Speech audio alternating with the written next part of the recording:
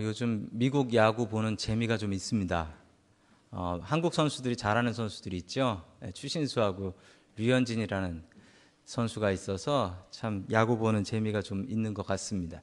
얼마 전에 샌프란시스코하고 LA 다저스하고 경기를 하는데 한국의 그 류현진 선수가 나와서 피칭을 했습니다. 스타팅 피처로 나와서 피칭을 했는데 참거 갈등되더라고요. 저희 동네로 생각하면 샌프란시스코 편을 들어야 되는데 한국 사람으로서는 LA 편을 들어야 되고, 아시는 분은 아시겠지만 이제 샌프란시스코하고 LA하고 라이벌 아닙니까? 숙적입니다.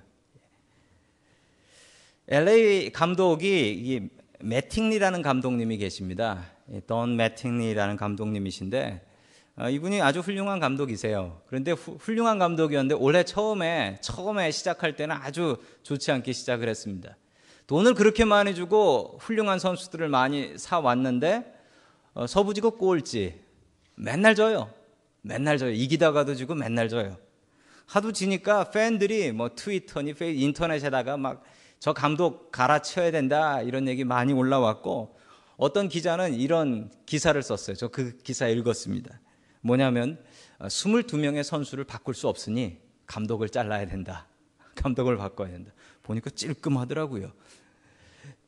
자, 그랬는데 이분이 상반기 끝날 때부터 지금은 너무 잘해요. 뭐 15경기에서 3번 졌대나 다 이겼다는 거예요. 애지간하면 다 이겨요. 미국에서 제일 잘 이기는 팀 됐습니다. 너무 신기하잖아요. 그래서 그 기자가 가서 물어봤대요. 비결이 뭡니까? 라고 했더니 이 감독님이 그 기자를 빤히 보면서 이렇게 얘기하셨대요.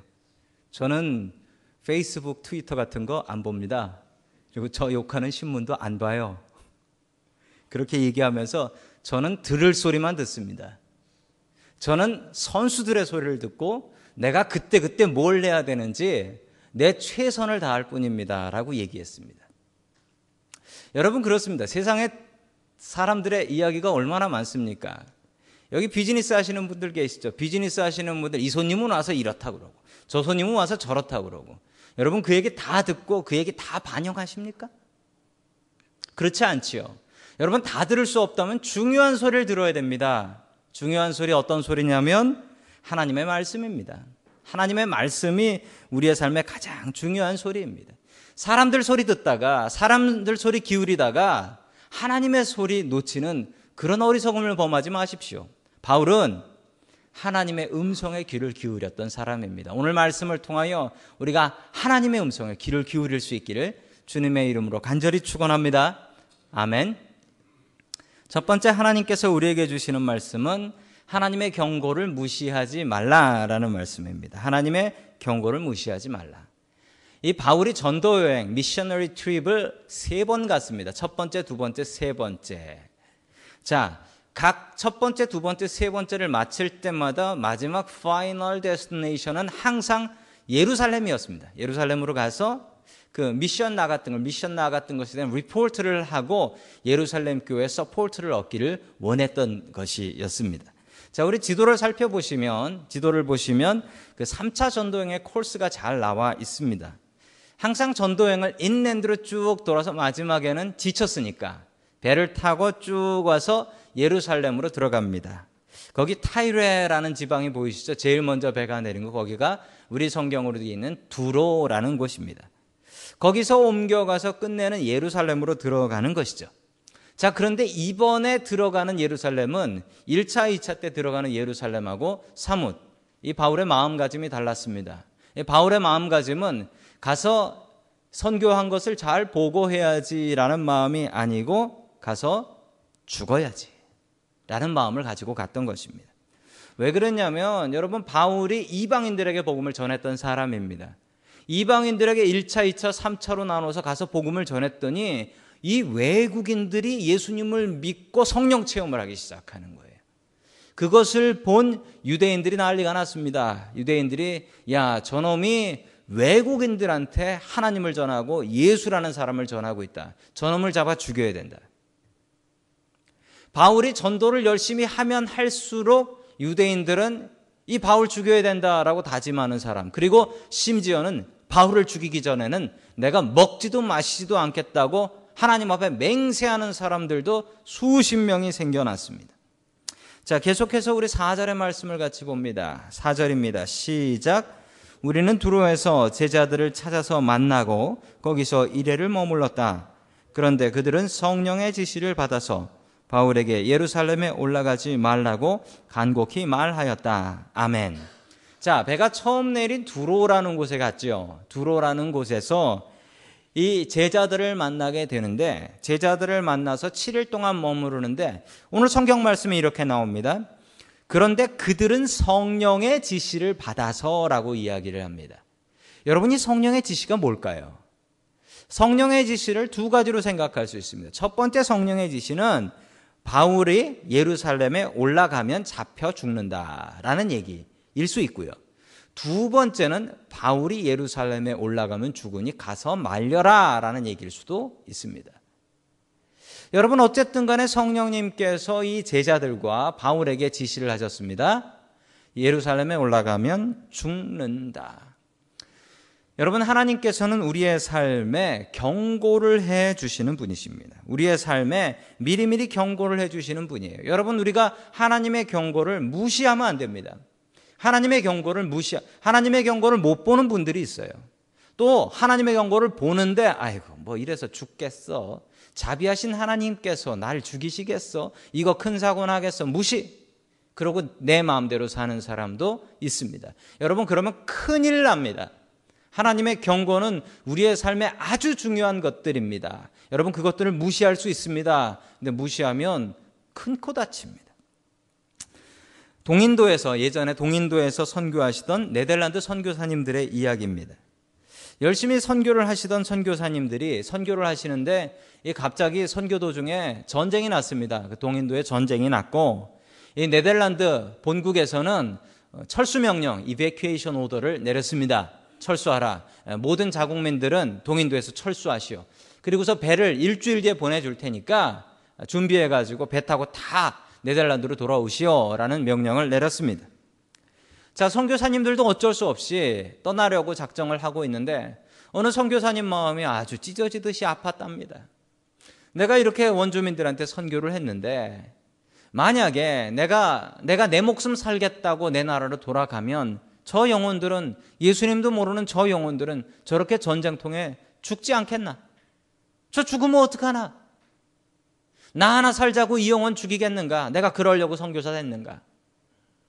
그래서 동료 선교사님들을 모았습니다. 모아서 선교사님들에게 이런 부탁을 했습니다. 우리에게 일주일이 남아 있습니다. 일주일 동안 우리 같이 기도합시다. 우리가 본국에서 철수하라는 명령은 받았지만 우리가 하나님으로부터 철수하라는 명령은 받지 않았습니다. 우리가 하나님으로부터 명령을 받읍시다. 일주일 동안 우리가 기도하는데 우리 지킬 원칙이 있습니다. 아내하고도 상의하지 말고 자식들하고도 상의하지 말고 오직 하나님하고만 상의합시다. 하나님의 음성을 들읍시다. 그래서 이 선교사님들이 일주일 동안 금식하면서 하나님의 음성을 듣기를 원하면서 기도를 하고 일주일 뒤에 모였습니다. 모여서 어떻게 응답들을 받으셨습니까? 우리 응답받은 내용을 얘기해 봅시다 라고 얘기했더니 첫 번째 선교사님이 하나님께서 저를 이곳에서 떠나지 말라고 말씀하시는 것 같습니다. 두 번째 선교사님도 하나님께서 저를 떠나지 말라고 하시는 것 같습니다. 모든 선교사님이 똑같은 응답을 받았어요. 우리가 여기서 떠나면 안 될 것 같습니다. 자, 그래서 우리 선교사님들 감사하면서 우리 여기서 죽으면 그냥 죽읍시다. 우리 복음 전하다 죽으면 죽읍시다 라는 각오로 그 전쟁에 있는 동인도에 남아서 선교를 했습니다. 자, 이렇게 이야기가 끝나는 줄 알았는데 몇 달 뒤에 기막힌 소식이 들렸습니다. 무슨 소식이냐면 자기를 태우러 왔던 그 배가 본국으로 돌아가던 중 적들의 어뢰 공격을 받고 침몰해서 전원 몰살했다라는 소식이었습니다. 만약에 이 선교사님들이 하나님께서 주시는 그 음성 그리고 그 경고를 무시하고 짐 싸서 집으로 갔다면 어떻게 되었을까요? 그 선교사님들도 죽고 동인도의 복음은 전해지지 않았을 것입니다. 여러분, 하나님께서는 분명히 우리의 삶 속에서 우리에게 경고하시는 분이십니다.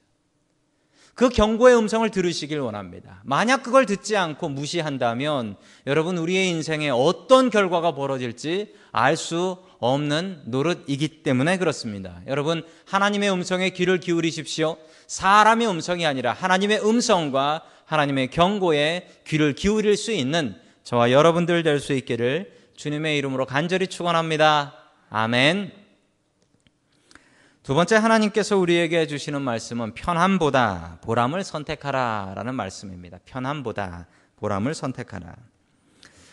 우리 사도행전 21장 11절의 말씀 같이 봅니다. 시작.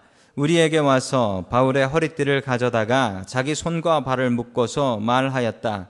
유대 사람이 예루살렘에서 이 허리띠 임자를 이와 같이 묶어서 이방 사람의 손에 넘겨줄 것이라고 성령이 말씀하십니다. 아멘. 자, 게다가 한술 더 떠서 이런 일도 있었습니다. 이스라엘 예루살렘에서 선지자 하나가 왔는데 이제 아가보라는 선지자입니다. 바울을 보더니 바울에 있는 허리띠를 달라고 하더니 허리끈을 갖고 자기 손을 묶어가지고 이렇게 얘기했습니다. 당신이 예루살렘에 가면 이렇게 유대인들한테 붙잡힐 것이고 유대인들한테 붙잡혀서 로마로 붙잡혀 갈 것입니다. 이방인들에게 붙잡혀 갈 것이요 라고 예언을 했습니다. 여러분 이것은 정말 기가 막힌 예언입니다. 이 사도행전 뒷장을 펴가지고 보면서 하는 얘기 같을 정도로 기가 막히게 예언이 맞아 떨어지게 됩니다. 바울을 걱정한 교인들은 바울의 길을 막지요. 어떻게 막았냐면 우리 사도행전 21장 12절 말씀 같이 봅니다. 시작. 이 말을 듣고 사람들과 함께 우리는 바울에게 예루살렘으로 올라가지 말라고 간곡히 만류하였다. 아멘. 그 다음 절에 보면 바울에게 교인들이 찾아와서 울면서 매달리면서 제발 가지 마십시오. 가면 죽습니다. 우리에게 더 복음을 전해 주셔야 되지 않습니까? 왜 갑니까? 가지 마십시오. 하면서 바울에게 눈물로 호소를 했습니다. 여러분 왜 이렇게 바울이 가는 것을 말렸을까요? 바울을 사랑하니까요. 사랑하는 사람이 죽으러 간다고 하는데 여러분 잘 가십시오 라고 축복해 주시겠습니까? 가지 말라고 말리죠. 사랑하는 사람이 죽으러 간다는데 그거 안 말릴 사람이 어디 있겠습니까? 아마 사랑하지 않으면 등 떠밀어서 보낼지도 모릅니다. 그런데 사랑하면 말리죠. 한국교회가 나온 아름다운 순교자 주기철 목사님이 계십니다. 주기철 목사님 일제시대 때 일본 사람들에게 신사참배 안 한다고 하다가 감옥에 끌려가셔서 온갖 고문당하시다가 돌아가실 때쯤이 되었습니다. 사모님께서 그 평양형무소에 가서 면회를 하는데 이 남편 목사님 주기철 목사님이 돌아가실 때가 되니까 육체적으로 너무 많이 힘들고 괴로우셨는지 아내를 보면서 이렇게 얘기했다고 합니다. 여보, 나 숭늉이 먹고 싶어. 여러분 아시겠지만 이 숭늉이 어디서 파는 게 아닙니다. 집에서 먹는 거죠. 즉 여보 숭늉이 먹고 싶어 이 얘기는 나 집에 가고 싶어. 나 집에 가고 싶어. 이 얘기를 하셨어요. 자, 그러자 이 사모님이 대단한 사모님입니다. 주기철 목사님보다 더 대단해요. 그 얘기를 딱 듣고 사모님이 뭐라고, 여러분 같으면 뭐라고 하시겠습니까? 집에 가서 숭늉 싸울게 이러시겠습니까? 이 사모님이 목사님 손을 딱 잡고서 이렇게 말씀하셨대요. 여보, 승리해야 하오. 이 얘기가 뭡니까? 지지 말고 순교하라는 얘기입니다. 지지 말고. 아유, 무서운 사모님입니다. 혹시나 제가 순교할 기회가 있더라도 여러분 저를 등 떠밀어서 우리 목사님이 순교하실 거예요 이렇게 등 떠미시면 제가 이를 갈고 순교할지도 모릅니다. 그러니까 밀지 마십시오. 제가 알아서 하겠습니다. 자, 우리 사도행전 21장 13절의 말씀을 같이 보겠습니다. 시작. 그때 바울이 대답하였다. 왜들 이렇게 울면서 내 마음을 아프게 하십니까? 나는 주 예수의 이름을 위하여 예루살렘에서 결박을 당할 것뿐만 아니라 죽을 것까지도 각오하고 있습니다. 아멘. 바울은 벌써 다 알고 있었습니다. 그리고 알고 있는데 왜 말리냐고. 나는 예루살렘에 가서 살아 돌아올 생각 없고 나는 가서 죽을 거라고 이야기를 합니다. 여러분 바울이 예루살렘에 올라가는 것이 하나님의 뜻입니까? 아닙니까? 여러분 뒤에 보면 나옵니다. 바울이 예루살렘에 올라가는 것은 하나님의 뜻이었습니다. 우리 사도행전 23장 11절 봅니다. 시작. 그날 밤에 주님께서 바울 곁에 서서 말씀하셨다. 용기를 내어라. 내가 예루살렘에서 나의 일을 증언한 것과 같이 로마에서도 증언하여야 한다. 아멘. 여러분, 우리가 착각하는 일들이 하나 있습니다. 우리 크리스찬들이 가지고 있는 미스언더스탠딩이 있습니다. 우리가 예수님 믿고 복받으면 평탄한 길을 걸어간다라는 잘못된 생각입니다. 여러분, 이게 잘못된 생각입니다. 성경에 이것이 잘못됐다라는 예들은 너무도 많이 있습니다. 여러분, 예수님께서 평탄한 길을 걸어가셨습니까? 가시밭을 걸어가셨습니까? 바울이 평탄한 길을 걸어갔습니까? 가시밭을 걸어갔습니까? 베드로가 평탄한 길을 걸어갔습니까? 가시밭을 걸어갔습니까? 여러분, 예수님 믿으면 평탄한 길을 걸어가는 게 아닙니다. 예수님 믿으면 보람 있는 길을 걸어갑니다. 둘 중에 하나 잘 고르셔야 됩니다. 평안한 길, 쉬운 길과 보람 있는 길이 있습니다. 우리 예수 믿는데도 그렇고요. 세상에서도 그렇습니다. 세상에서의 길이 쉬운 길은 보람이 없는 경우가 많아요. 반대로 보람이 있는 일은 어려운 길이 참 많이 있습니다. 여러분, 집에서 먹고 노는 게 쉽습니다. 나가서 뛰고 운동하는 것은 어렵습니다. 그런데 땀나고 힘든 일은 보람이 있습니다. 여러분, 바울은 쉬운 길을 택하지 않았습니다. 쉬운 길을 택했으면 자기가 개척한 교회에서 편안히 머물면서 원로 목사 돼서 은퇴하고 살면 그게 가장 편안한 길입니다. 그런데 바울은 그렇게 하지 않았습니다. 바울은 자기 목숨을 던져서 보람 있는 길을 택했습니다. 만약에 여러분, 바울이 보람 있는 길이 아니라 편안한 길을 택했다면 우리는 지금 아마 예수님 모를걸요. 여기 모여서 예배드릴 수 없을걸요. 여러분, 우리는 편한 길보다는 보람 있는 길 택해야 됩니다. 우리의 삶의 길이 그러해야 됩니다. 편한 길, 평탄한 삶 찾으려고 하는 것이 아니라 정말 보람 있는 것이 무엇이냐, 우리의 삶의 진짜 보람이 무엇인가. 바울은 그 보람에 도전했고 행복한 삶을 살 수 있었습니다. 여러분, 우리도 편한 길보다는 예수 믿는 보람 있는 길 택할 수 있는 저와 여러분 될 수 있기를 주님의 이름으로 간절히 축원합니다. 아멘. 마지막 세 번째, 하나님께서 우리에게 주시는 말씀은 깨어있는 한 사람이 되라라는 말씀입니다. 깨어있는 한 사람이 되라. 여러분, 지금 여러분들 다 깨어 계십니다. 한 분도 주무시는 분이 안 계신데 감사합니다. 여러분, 그런데 깨어있는 것과 자는 것, 우리의 육신이 깨고 자는 것이 아니라 우리의 영이 깨어있느냐, 잠자고 있느냐. 여러분의 영은 잠자고 있습니까? 깨어 있습니까? 바울은 자기가 죽을 것을 알고 예루살렘으로 들어갔습니다. 3차 전도여행을 마치면서 바울이 전도여행의 한계를 느낍니다. 어떤 한계였냐고요? 가서 복음을 전하면 예수를 믿겠다고 하는 사람들은 참 많았습니다. 정말 수십 명, 수백 명, 수천 명이 주님 앞에 내가 예수님을 믿겠다고 나왔습니다. 그런데 정말 슬픈 사실 하나는 그렇게 예수님 잘 믿겠다고 한 사람들이 황제 숭배를 하지 않아서, 우상 숭배라고 황제 숭배를 하지 않아서 붙잡혀 가서 원형 경기장에서 검투사가 되고 사자밥으로 던져져 죽는 것을 보았습니다. 너무 마음이 아팠습니다. 내가 전도한 사람인데 저 신실한 형제가, 저 신실한 자매가 사자밥으로 죽어가는 것을 보면서 도대체 내가 뭘 잘못한 건가? 나는 영생의 길을 가르쳤는데 저 사람들이 붙잡혀 가서 죽는 겁니다. 그리고 깨달았습니다. 내가 전도해야 되는 가장 중요한 사람이 하나 있다는 사실을, 바로 로마 황제였습니다. 내가 로마 황제를 전도하면 된다. 시저를 전도하면 이 모든 박해가 끝이 난다. 여러분, 말은 되지만 말도 안 되는 얘기입니다.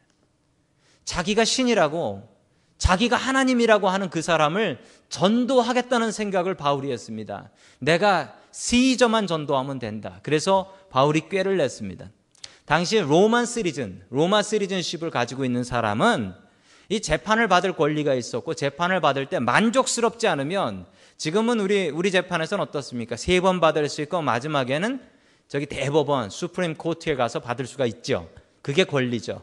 그런데 당시 로마 사람들, 로만 시리즈는 마지막에 파이널리 누구한테 갈 수 있냐면 시저한테 가서 내가 억울합니다라고 얘기할 수 있는 권리가 있었대요. 여러분 대단한 민주주의입니다. 지금 여러분들이 억울하다고 오바마 대통령한테 가서 따질 수 있습니까? 못하죠. 로마 시대에는 억울하면 시저한테 가서 따질 수 있답니다. 그래서 시저가 재판을 해준대요. 바울은 시저한테 잡혀갈 생각을 했습니다. 그리고 잡혀가면 가서 억울합니다라고 하면서 복음을 전해서 그 얘기를 시저가 꼼짝 않고 듣고 있어야 되거든요. 그래서 시저를 전도하겠다. 로마 황제를 전도해서 이 로마를 크리스찬의 나라로 만들겠다라는 계획을 세웠습니다. 여러분 기가 막힌 계획입니다. 당시 로마에서는 그렇게 할 수밖에 없었습니다. 그렇게 해야지 복음이 전파될 수 있었기 때문에 바울은 이런 말도 안 되는 계획을 세우고 일부러 스스로 잡혀 감옥으로 들어가게 됩니다. 여러분 이런 전략을 가지고 있었던 분들은 참 많이 있습니다. 우리 조선시대 때 한국에 와서 이 복음을 전했던 미국 선교사님들이 똑같은 전략을 가지고 있었습니다. 당시에 그 낮은 노비들 같은 사람들에게 복음을 전할 수도 있었습니다. 그런데 그래봐야 세상이 바뀌지 않았습니다. 그래서 당시 선교사님들이 타겟으로 삼은 선교 대상은 누구였냐면 고종황제였습니다. 고종황제. 당시 조선시대, 조선 다이너스티의 가장 마지막 왕이었던 고종황제에게 복음을 전해서 고종황제가 예수님을 믿으면 대한민국, 한국은 크리스찬의 나라가 된다라는 확신을 갖게 되었던 것입니다. 여러분 그래서요 고종황제의 주치의로 누가 들어가냐면 알렌이라는 선교사, 의료 선교사입니다. 의사신데 이 알렌이라는 선교사가 고종황제의 의사로 들어갑니다. 그리고 고종황제에게 병 고쳐주면서 기도하고 황제님 예수님 믿으십시오. 기도하면 병이 낫습니다. 이러면서 고쳤어요. 그래서 고종황제가 예수님을 알게 되었습니다. 여러분 언더우드라는 선교사님은 더 대단합니다. 이 고종황제의 아내인 민비라는 분이 일본 자객들, 일본 깡패들한테 칼에 맞아 죽게 되자 이 고종황제께서 겁이 나서 음식에 독이 타 있을까 봐 겁이 나서 음식을 못 먹습니다. 그러자 이 언더우드 선교사님이 장로교 선교사님이죠. 이 언더우드 선교사님이 가방에다가 쇠로 된 가방을 만들고 거기에 자물통을 채워서 거기에 음식을 넣어가지고 자물통을 채워서 그걸 군까지 배달해서 고종황제가 식사하실 수 있게 했습니다. 이 선교사들 음식 아니면 입을 안 대셨대요. 왜냐하면 미국 음식이 좋아서 그런 게 아니라 독이 있을까 봐.